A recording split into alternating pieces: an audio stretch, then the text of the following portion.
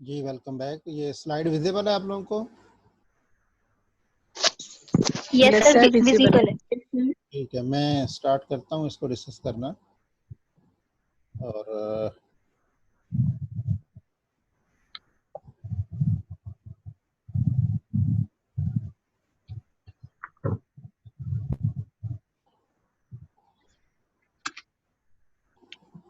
Purposes of data analysis and reporting, इस पे हम बात करते हैं जी। रिसर्च प्रोसेस, तो देखें इसमें वो लफ्ज़ स्टार्ट भी लिखा हुआ है कि यहाँ से स्टार्ट होना है और ये सारा प्रोसेस या साइकिल कंप्लीट होके इधर ही आके उसमें एंड होना है।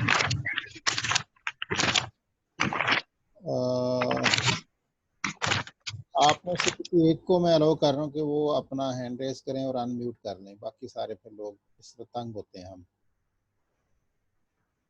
तो वो इसलिए कोई एक हो जाए ताकि मुझे पता चले कहीं आपने कुछ कहना सुनना हो। तो किसको करें जी अनम्यूट, बताइए।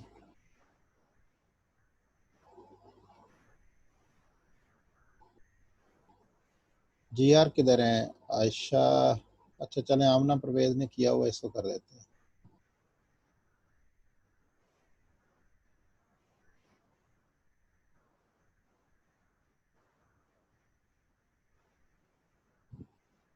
हाँ नहीं, आपको भी मैंने अनम्यूट कर दिए, तो आप बस ये आयशा नज़र को भी दो को कर देता हूँ। Sir sir if you don't mind sir, एक हम्बली रिक्वेस्ट थी। बोले सर ये असाइनमेंट हमने वैसे भी काफी सारे सबमिट कर दिए हैं, तो सर इस डेट थोड़ी सी एक्सटेंड हो जाती तो सर हमारे दरमियान में पेपर्स के लिए टाइम बच जाता सर। वो मैंने कर दिया हुआ है, मैंने 17 तक एक्सटेंड कर दिया हुआ है। सर हमारे पेपर 21-22 को हैं सर। अच्छा, तो जी बताएं सर। कब तक करना है, बोलें।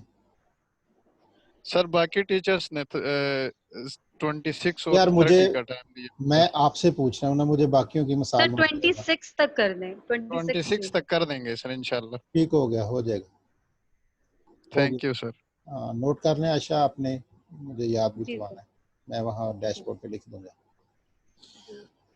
अच्छा जी, अभी माइक साहब के बंद हैं स्वाय आयशा के, और सब लोग जब बात करनी हो हैंड रेज करें, मैं अलाउ कर दूंगा, ठीक है।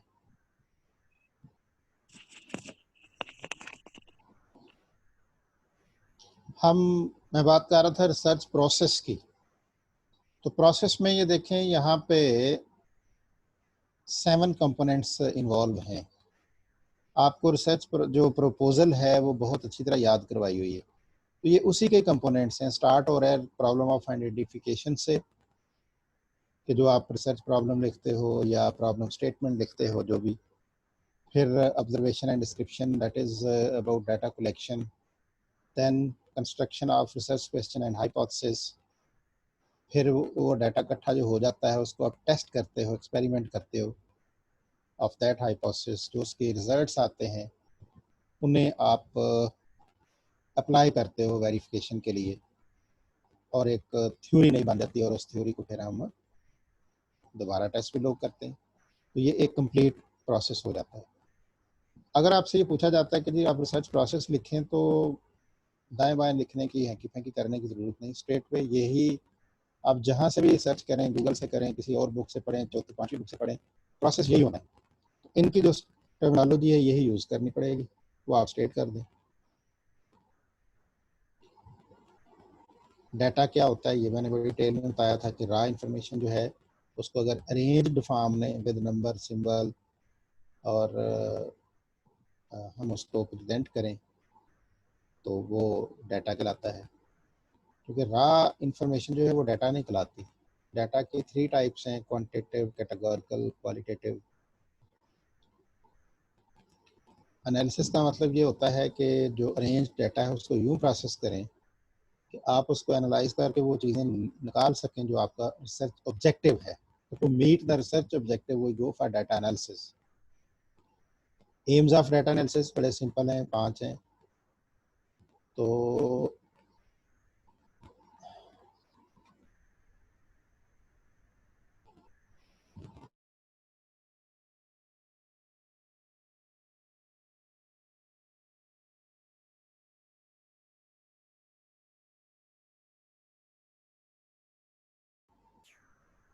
तो एम्स पे जब हम बात करते हैं जी कि डाटा एनालिसिस से क्या एम्स हैं, तो क्लाइंट को यूजफुल इंफॉर्मेशन देना है, प्रॉब्लम एरिया लोकेट करना है, चेंजेस जो आई हैं वो मेजर करनी है, इफेक्टिवनेस ऑफ द प्रोग्राम देखनी है और ओवरऑल अंडरस्टैंडिंग को इंक्रीज करना है। फिर स्टेप्स जो इन्वॉल्व हैं 4 हैं, प्रिपेयर करें, समराइज करें, मॉडलिंग करें और फिर उसकी राइटिंग, रिपोर्ट राइटिंग है। These steps are again the major steps जिसके अंदर इन्वॉल्व हैं प्रोसेस के सारे स्टेप्स के, रिसर्च ऑब्जेक्टिव और प्रॉब्लम को डिफाइन करें, एक्सप्लोरेटरी रिसर्च और सर्वे करना, और डाटा सर्वे दायरा करेंगे तो डाटा इकट्ठा करेंगे, उस कलेक्टेड डाटा को एनालाइज करना, और मल्टीवेरिएंट एक्सप्लोरेटरी टेक्निक्स क्या हैं ये आप पढ़ सकते हैं नीचे। अच्छा, माइट भी मैंने कहीं ना कहा हो कि एनालिस्ट, फॉर एग्जांपल मैं कह दूं कि analyst the data summarization and visualization process, उसका मतलब है कि ये जो नीचे 3-4 लिखे हुए हैं इनको लिख देना है, डिटेल एक्सप्लेन नहीं करना। फॉलो कर रहे हैं मेरी बात? If I say analyst the data summarization and visualization process, तो क्या करना है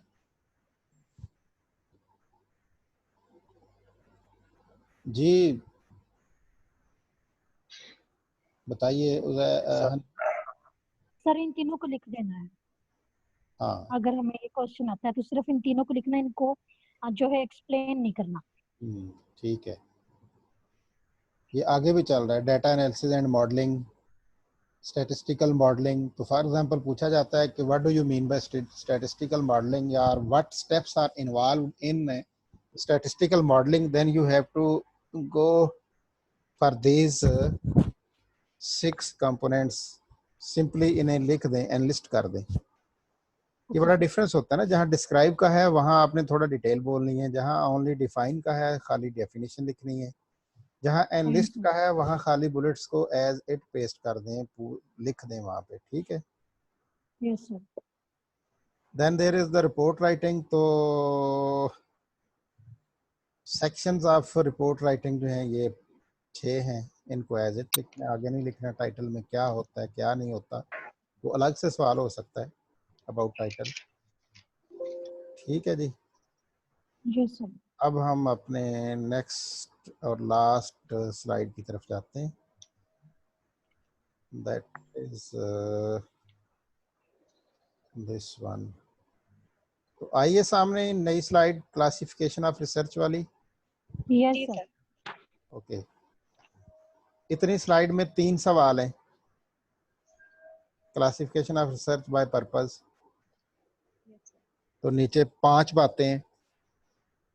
हो सकता है लिखा हो कि ये 5 बातें लिख के डिटेल में स्टेम में ये कह दिया गया हो और आगे पूछा गया हो कि जी ये classification of research by purpose, method, approach, none of these. अगर ये वाली जहां अब कर्सर है ये बातें लिखी होंगी तो आपने बाय पर्पस को टिक करना होगा, ये लिखी होंगी तो बाय मेथड को करना होगा, और ये रेड वाली 1-2 लिखी होंगी तो आपने अप्रोच को करना होगा। ठीक हो गया। इसी तरह इसको मल्टीपल टाइम में रिवाइज कर चुका हुआ, नॉमिनल, ऑर्डिनल, इंटरवल और रेशियो को, क्लासिफिकेशन को। तो इसकी ये एग्जांपल है, मैं रिपीट तो मेरे ख्याल में मुझे नहीं करना चाहिए, मैंने लास्ट टाइम आपसे पूछा भी था। तो ये डिपेंडेंट्स एक लफ्ज़ लिखा हुआ है हेयर, डिपेंडेंट्स।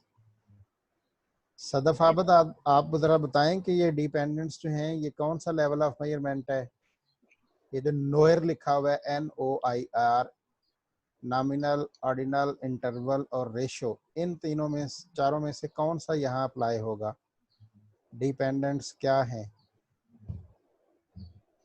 सदफ आबिद, बस सिर्फ अटेंडेंस लगाना वास्ते क्लास जाना है, बाकी सुमन बुकमन। जी राना जुबैर तुम बताओ, अनम्यूट कर लो ना यार। जी सर। हाँ ये बताओ, ये जो डिपेंडेंट्स हैं ये कौन सा लेवल ऑफ मेजरमेंट है? नॉमिनल है, ऑर्डिनल है, इंटरवल है, रेशियो है? ऑर्डिनल। आयशा, नजर, आप बताओ सर रेशियो में आएगा मेरे ख्याल। क्या आएगा? रेशियो में शायद शायद नॉमिनल कंफर्म है, ये रेशियो में आएगा। डिपेंडेंट्स का मतलब है नंबर ऑफ डिपेंडेंट्स कितने हैं। रेशियो में इनके क्वांटिटी है। नहीं, आपके कितने डिपेंडेंट्स हैं जिनको आप फीड करते हो? 2 हैं, 3 हैं, 5 हैं, 6 हैं, तो ये रेशियो है। अच्छा, पॉलिटिकल एफिलिएशन ये बताएगा, कौन बताएगा? सोबिया अकरम आप बता दें।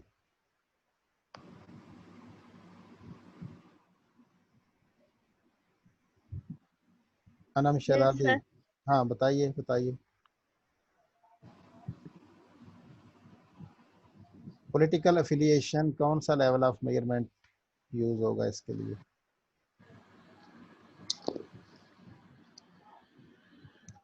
अल्लाह जाने कौन बशर है। आलिया अरशद आप।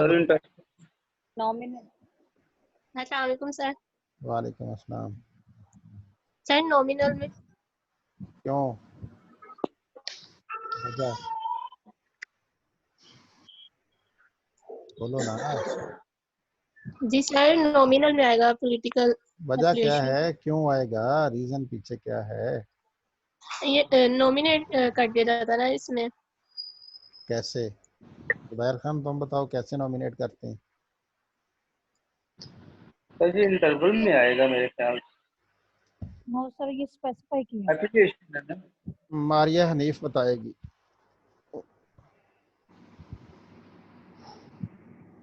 हेलो। सर ये नॉमिनल में आएगा। क्यों नॉमिनल में आएगा? सर नॉमिनेट करेंगे फलां पार्टी से जो है वो मतलब सर स्पेसिफिकेशन है। Yes sir. स्पेसिफिकेशन है या क्लासिफिकेशन है? सर सॉरी क्लासिफिकेशन है, मतलब कि हमने एक चीज को जो है वो नॉमिनेट कर दिया कि ये चीज है और इसका फलां से एफिलिएशन है, या ये मतलब कि एक चीज जो है बताई गई है उसके एफिलिएशन बताई गई है। हेल्थ स्टेटस सर ये होगा रेशो। सर नॉमिनल है ये भी। नो दोनों नहीं है। नो नो दोनों ही नहीं है। सर रिदा सर मैं इकबाल, बताऊं। रिदा इकबाल तुम बताओ जरा। अस्सलाम वालेकुम सर। ये अदील अयूब सर आप बताओ। ऑर्डिनल है। मुझे क्या पता है, आप खुद बताएं। सर ये ऑर्डिनल है। मुझे पता हेल्थ होता तो स्टेटस। मैं आपसे पूछता। ऑर्डिनल कैसे है? हेल्थ स्टेटस सर इसमें बताना होता है कि बेटर है या इस तरह ऑर्डर्स में। हाँ बिल्कुल ठीक है। हुण समझ आई मैंने थोड़ी गल दी, ठीक कर दे जनाब। हाँ, अच्छी हेल्थ, बुरी हेल्थ, बहुत अच्छी, बहुत बुरी, वगैरह जी वगैरह। अच्छा जी, एक और सवाल लेते हैं तो अगली स्लाइड पे जाते हैं। Ghulam Shabir, are you there? Yes sir. कहाँ के रहने वाले हो? सर उकाड़ा। उकाड़ा। उकाड़ा क्या कहलाता है? लोकेशन कहलाएगी कि लाहौर से किस तरफ को उकाड़ा है? जी सर दी लोकेशन। ये कौन सा लेवल ऑफ मेजरमेंट होगा? Nominal sir. क्यों? नॉमिनेट कर दिया गया सर इसमें। सियाने हो गए हो यार, शाबाश, गुड। इसके बाद है जी क्वांटिटेटिव रिसर्च। क्या होती है? सर हाँ जी हाँ जी। सर जियोग्राफिकल स्टेटस जो है ये ऑर्डिनल में आएगा।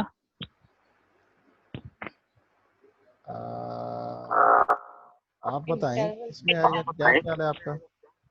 सर ये होगा हाँ जी, अभी ये उकाड़ा की एग्जांपल हमने ली है, तो ये सर ज्योग्राफी ये ज्योग्राफी नॉमिनल ही होगा। क्यों शादिया यस सर, लतीफ? ये नॉमिनल होगा। नहीं, उसको मुतमिन होने जी दें, सर। उसने सवाल किया। स्पेसिफिक कर दिया गया ना सर, लोकेट कर दिया geographical. Yes sir. Shadiya Latif, बात बनी है कि नहीं? जी सर। जी सर। चलो ठीक है। क्वांटिटेटिव रिसर्च में स्टैटिस्टिक्स यूज होती है, और स्टैटिस्टिक्स की दो टाइप्स हैं, डेस्क्रिप्टिव और इन्फ्रेंशियल। डेस्क्रिप्टिव स्टैटिस्टिक्स में हम न्यूमेरिकल, ग्राफ वगैरह यूज करते हैं, जबकि इन्फ्रेंशियल स्टैटिस्टिक्स में हम इन्फ्रेंस ड्रा करते हैं थ्रू डिफरेंट प्रोसीजर्स। तो डिस्क्रिप्टिव को जो मेजर करना है वो ऐसे करते हैं, सेंट्रल टेंडेंसी से, वेरिएशन से और रिलेटिव स्टैंडिंग मेजर से। किसी ने पिछले सेशन में सवाल किया था कि परसेंटाइल की मुझे नहीं पता। Who is this wanted to know about percentile? Hello,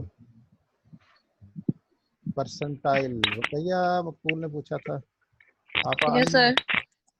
okay, अभी यहाँ बात आती है परसेंटाइल की, गौर कीजिएगा। Okay sir. आप लोग भूल जाते हैं, मुझे नहीं भूला, आपने पिछले सेशन में पूछा था। Thank you sir.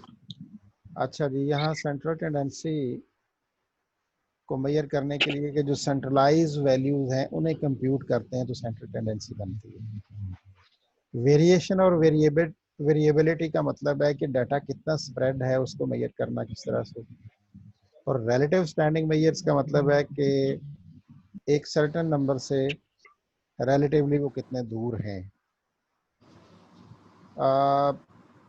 वेरिएबल्स की टाइप्स यहाँ उसी लेवल ऑफ मेजरमेंट के हवाले से इनको कैटेगराइज किया गया है, क्वांटिटेटिव है और कैटेगोरिकल है। क्वालिटेटिव होगी तो उसके लिए जो वेरिएबल यूज होगा वो कैटेगोरिकल टाइप का होगा।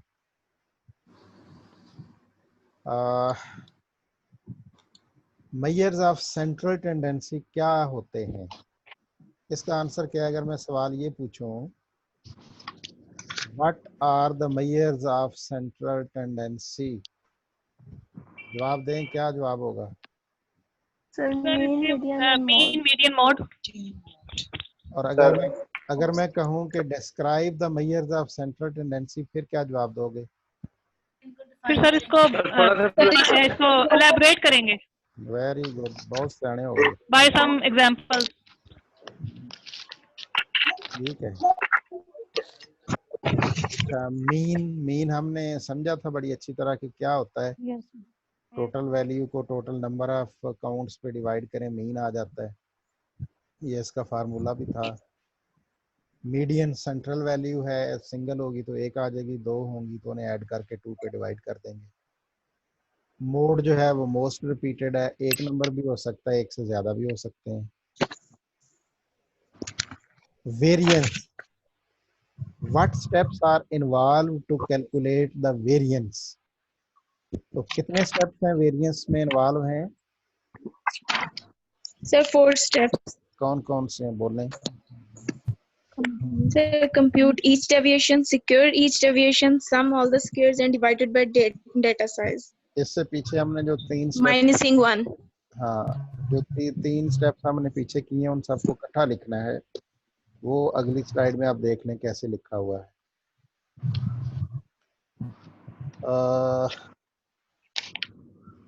आप देख सकते हो कि x वैल्यू है, फिर उसकी डेविएशन निकाली है, फिर उसको स्क्वायर किया हुआ है, तो ये वेरिएंस आ गई है। प्रीवियस क्लास में स्टैटिस्टिक्स में एक आप में से बहुत अच्छी बात कर रही थी स्टूडेंट, क्या नाम है उनका, मरियम या तबस्सुम नूर मलिक, कौन थी? Yes, sir, तबस्सुम थी। तो कम ऑफ कम स्टैटिस्टिक्स का पोर्शन किसी का भी खराब नहीं होना चाहिए, और आपका तो बिल्कुल ही नहीं होना चाहिए। जब आप रिप्लाई कर रहे होते हो ना, तो जब स्टूडेंट रिप्लाई कर रहा होता है तो टीचर की एक्सपेक्टेशंस बढ़ जाती हैं, तो उन एक्सपेक्टेशंस पे फिर पूरा उतरना चाहिए श्योर सर, इंशाल्लाह। अच्छा जी, स्टैंडर्ड डेविएशन और वेरिएंस कैसे कैलकुलेट करते हैं, ये लिखा हुआ है। Standard deviation It defines the square root of variance in the previous example like 6 थी, उसका स्क्वायर रूट ले लेना है, यानी ये पिछले 3 स्टेप प्लस चौथा स्क्वायर रूट करेंगे तो स्टैंडर्ड डेविएशन आ जाएगी। तबस्सुम नूर मलक, आप परसेंटाइल को एलेबोरेट करें क्या होती है। ये मैंने आपके सामने लिखा हुआ भी रख दिया। ये परसेंटाइल जो है ये नंबर्स होते हैं, मतलब जिनको परसेंटेज मेजर से हम वो शो करते हैं ना, तो भी मैंने थोड़ा स्टडी नहीं किया। ये पढ़ लें, इसको पढ़ा जा रहा है, यस सर पढ़ा जाए, पढ़ के बता दें, कोई मसला नहीं। The P, the percentile is the number such as the most P% of the measurements are below it and the most P, 100% P of the data are above. Example, if the certain data, the 85th percentile is 34, means that 50% of the measurements in the data are above 340. It also means that 5% of the measurements are below 340. फर्ज करें कि आपके पास data जो है वो काफ़ी सारा और उसमें एक नंबर आ रहा है 340।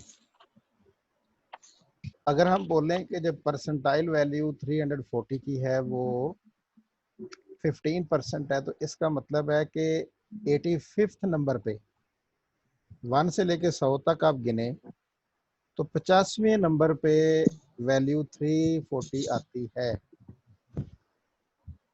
परसेंटेज 15% ऑफ द परसेंटाइल का मतलब ये होगा कि percentile value of 340 is at 85th number. अच्छा, उससे बाद में जो वैल्यूज आ सकती हैं, कितनी आ सकती हैं, 15 और वैल्यू आएंगी, कहने का ये मतलब है। ये कोई जिसने सवाल किया था बताए मुझे, क्लियर हुआ है या और बात करूं इस पे? Sir, to some extent, not completely. अच्छा, आप जो हैं कजन्स हैं 15। Okay. टोटल कजन 15 हैं, तो देखना है कि आपका नंबर कितना है। फॉर एग्जांपल आप हो 15 में से 5वें नंबर पे, तो 5/15 ضرب 100, पहले तो हम निकालेंगे परसेंटेज कितनी है। जब परसेंटेज निकल जाएगी, फर्ज करें वो आती है 5/15 ضرب 100 3 33% आएगा। तो परसेंटाइल रेट आपका जो इस डाटा में 15 लोगों में है वो 33 है, यानी आपके बाद जो आपके कजन्स का नंबर है वो 66 है। आपके बाद आ सकते हैं और आपसे पहले जो आ सकते हैं वो 32 हैं। अब क्लियर है? Yes, sir. जी साइमा रफीक। हाँ जी नूर, आपने बात करनी थी। सर मैंने पूछना था कि हम इसको इस तरह से कह सकते हैं कि position percentile is the position of any number between 1 to 100%, कि कहाँ पे वो प्लेस कर रहे हैं नंबर। ऐसा ही है, लेकिन परसेंटेज की लैंग्वेज में। ओके, यस सर, ठीक है, बिल्कुल ठीक। जी क्लियर। सर मैं बात कर सकती हूँ? करें। जी सर थोड़ा सा इसमें अगर मैं एक्सटेंड कर दूं कि ये जो पोजीशंस हैं जो 3 टाइप्स की हैं ना, इसमें क्वार्टाइल और परसेंटाइल और डिसाइल। इसमें जो क्वार्टाइल्स है ना, अगर हम ये मतलब तीनों इसमें थोड़ा एक्सप्लेन करना चाहूँ, इसमें ना 100 को ना हम डिवाइड कर देते हैं ना, यानी 4 पे हम डिवाइड कर देते हैं। उसमें जो फर्स्ट मेजरमेंट है ना वो 0 से स्टार्ट होकर 25 तक आती है, 25% आ जाती है। उसमें वो क्वांटाइल जो है ना वो उसको हम Q1 से शो कर देते हैं। तो जो सेकंड है वो 25 से आगे 50 में आ जाती है, फिर उसको Q2 से शो कर देते हैं। और फिर नेक्स्ट जो है वो Q2 से Q3 के दरमियान आती है। इस तरह हम इसको भी शो कर सकते हैं। उसको हम फर्स्ट 25, सेकंड 50 और थर्ड 75 और लास्ट जो है वो 100 है। तो असाइनमेंट में हम भी कर सकते हैं इसको। बिल्कुल ऐसे, जब उसको क्वार्टाइल में कर दिया तो 4 क्वार्टर्स आपने बनाने, तो 360 डिग्री को 360 डिग्री को इक्वल 4 क्वार्टर्स में आप डिवाइड करें तो 90 90 90 बनता है। तो फर्स्ट क्वार्टाइल 90% या 90th तक, सेकंड क्वार्टाइल 91 से लेके 180 तक, थर्ड क्वार्टाइल आपका 181 से लेके 270 तक, फोर्थ क्वार्टाइल आपका बनेगा 270 से 399 तक। तो सर इसको हम ऐसे भी एक्सप्लेन कर सकते हैं ना, जो 25% डाटा आता है ना उसको हम कह देते हैं कि ये जी जी, और सेकंड का मतलब है उसको हम कह देते हैं कि ये 75 से अबव है, यानी इसको हम डिवीजन को लोअर डिवीजन, मीडियम डिवीजन और अपर डिवीजन के लिहाज से भी उसको एक्सप्लेन कर दें। बिल्कुल ठीक है, 100% ठीक। वाटर कूलर आपका हुआ। Thank you sir. वो याद है ना, क्या था उसका नाम, नीलाम घर वाला, तारिक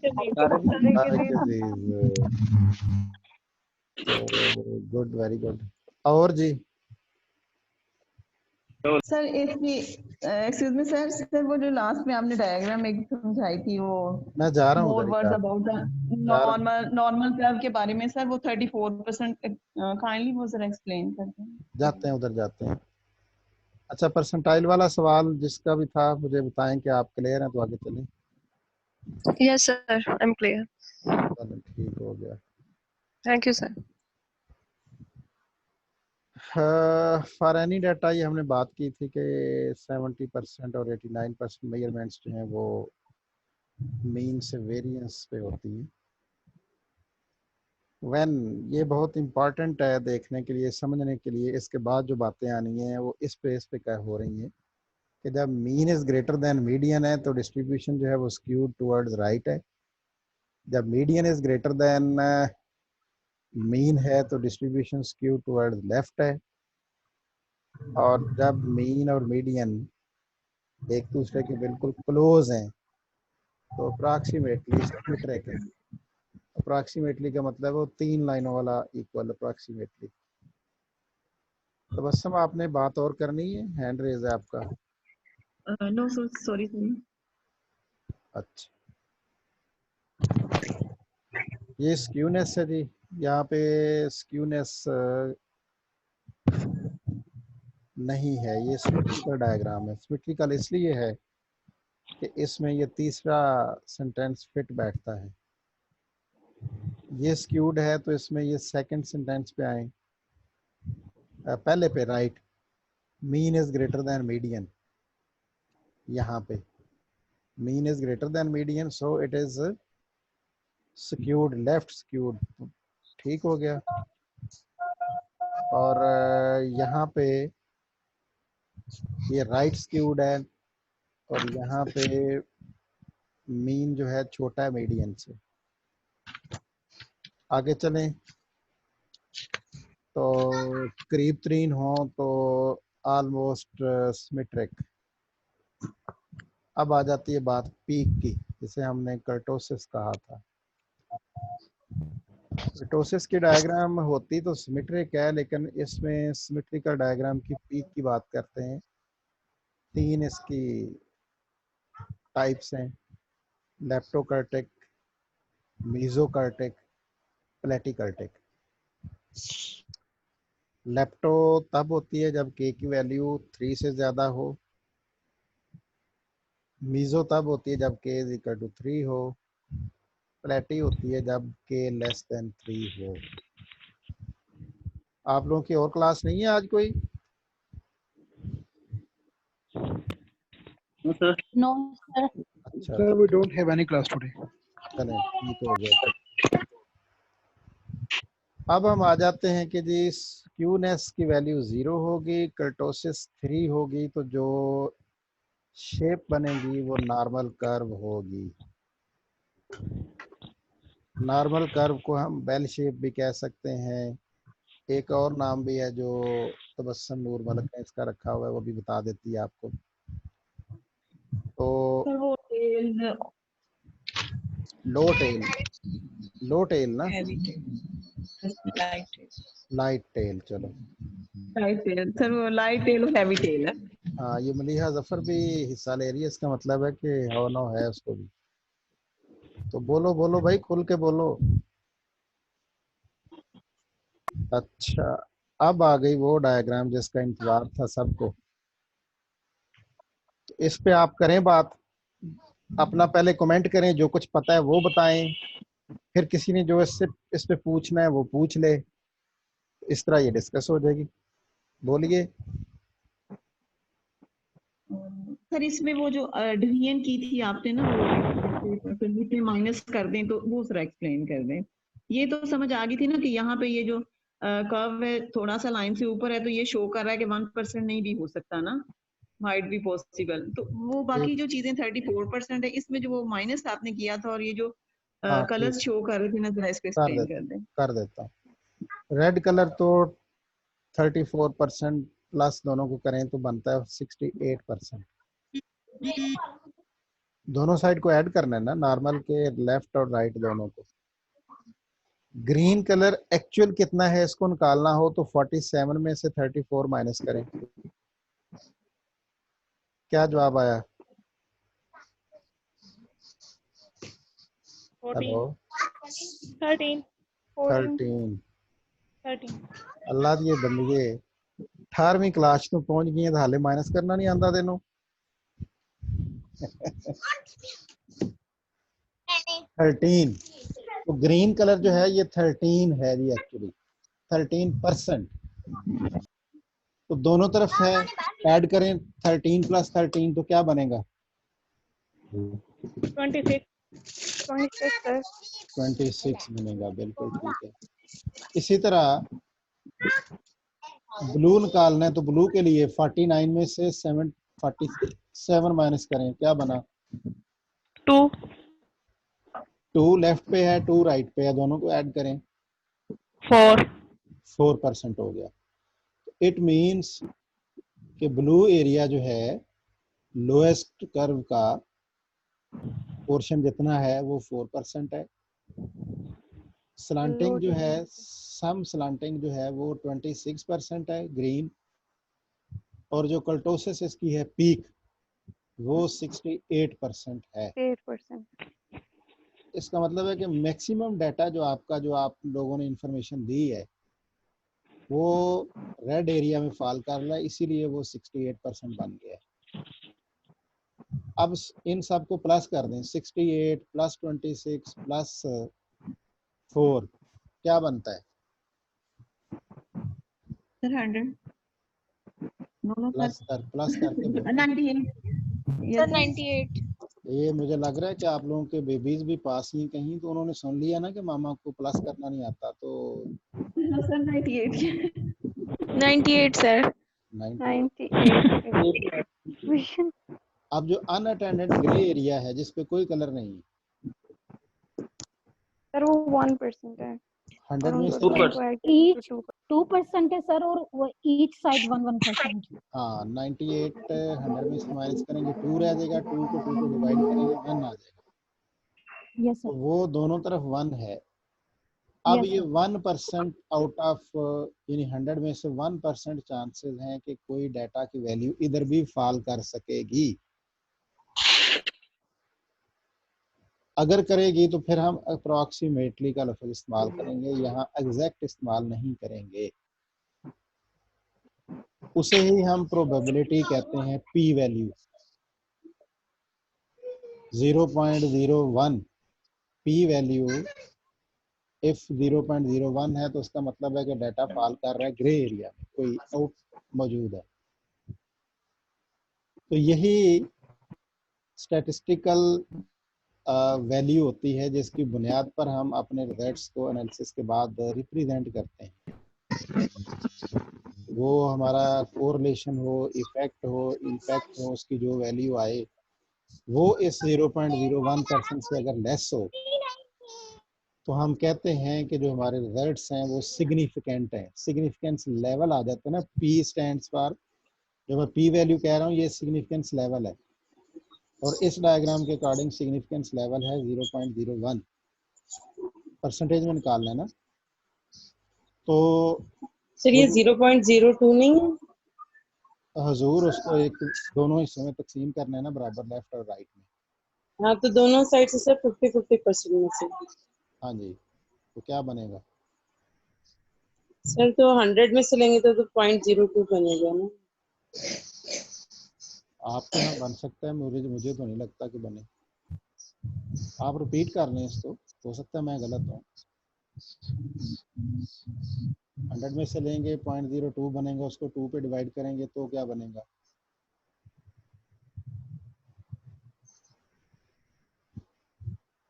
कैलकुलेट कर लें, आई माइट बी रॉन्ग।